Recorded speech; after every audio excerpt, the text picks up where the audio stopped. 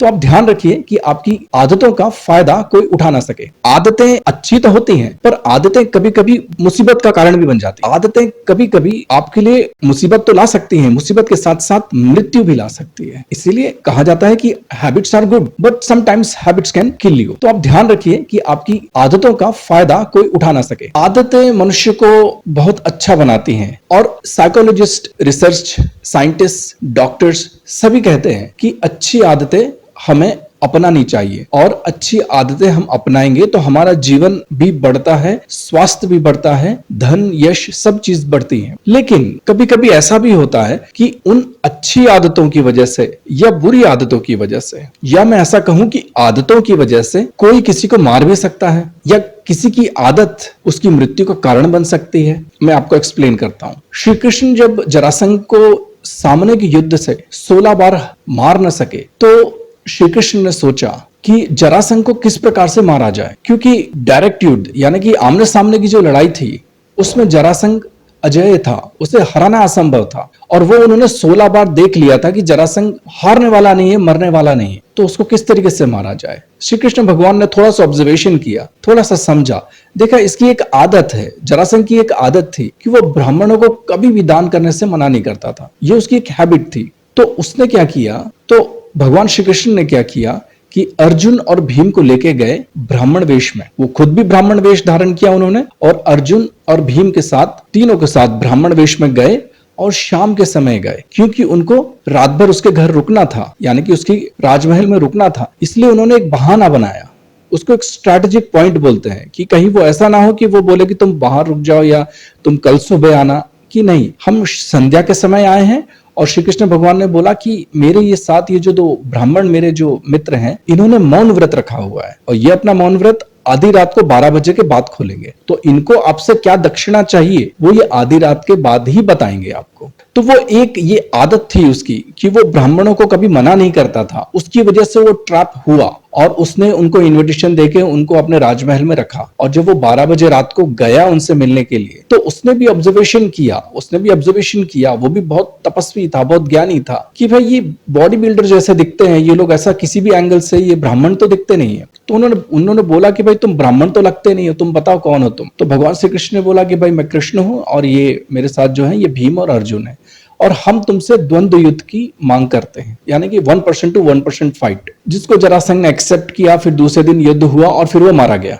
वो कथा सब जानते हैं। दूसरे थे अभी कंटेम्परेरी, बहुत नजदीकी आपका अनुभव होगा, टी सीरीज कंपनी के जो मालिक थे गुलशन कुमार जी, उनकी भी एक आदत थी कि वो मंदिर में पूजा करने जाते थे। उनकी एक आदत थी कि वो मंदिर में पूजा करने जाते थे, एक निश्चित समय पर मंदिर में पूजा करने जाते ही थे। अब उसी आदत को जितने भी जो आतंकवादी थे जिन्होंने उनको मारा, उन्होंने उस आदत को एक्सप्लॉइट किया, यानी कि उस आदत का उपयोग किया।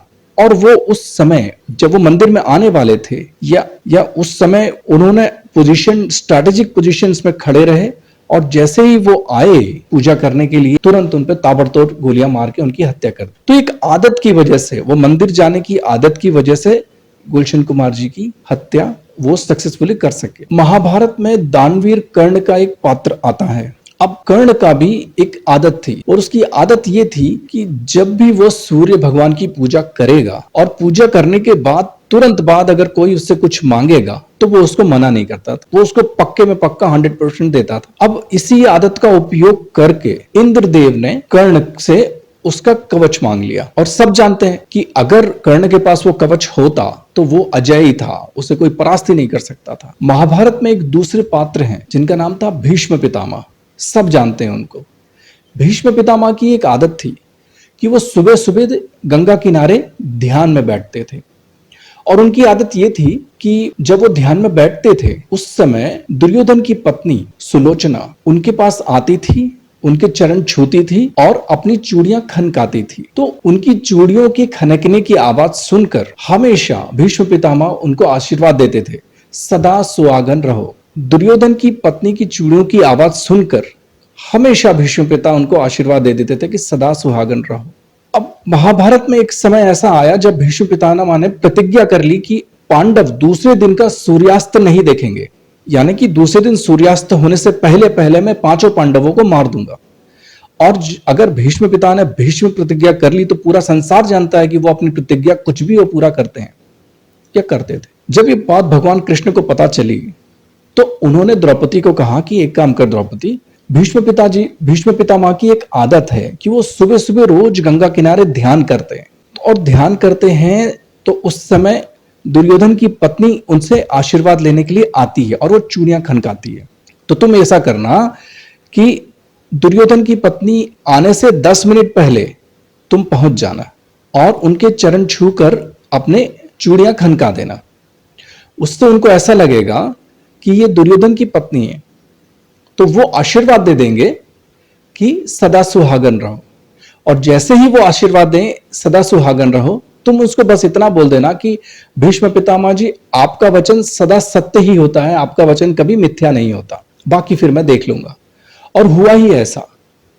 जब वो सुबह गई और उन्होंने आशीर्वाद ले लिया, और जैसे ही द्रौपदी ने बोला कि आपका वचन सत्य होता है, भीष्म पितामह उठे और देखा उन्होंने कि अरे द्रौपदी, तू कहां से आई?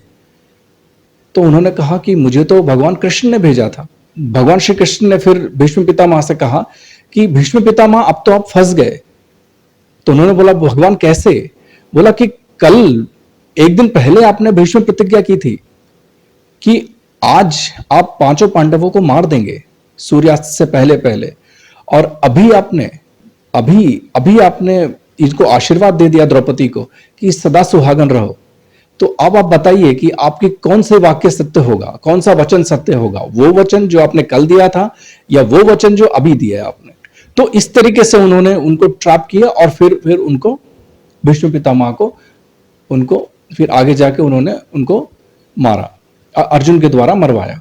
रामायण में एक पात्र है गौतम ऋषि और उनकी पत्नी अहिल्या। तो गौतम ऋषि की एक आदत थी कि वो जब भी मुर्गा कुकड़ू को बोलता था तो मुर्गे की बांग की आवाज से वो उठते थे और जाके गंगा में स्नान कर आते थे, और उसके बाद फिर आके अपना पूजा पाठ, ध्यान, जप, होम जो भी करना वो करते थे।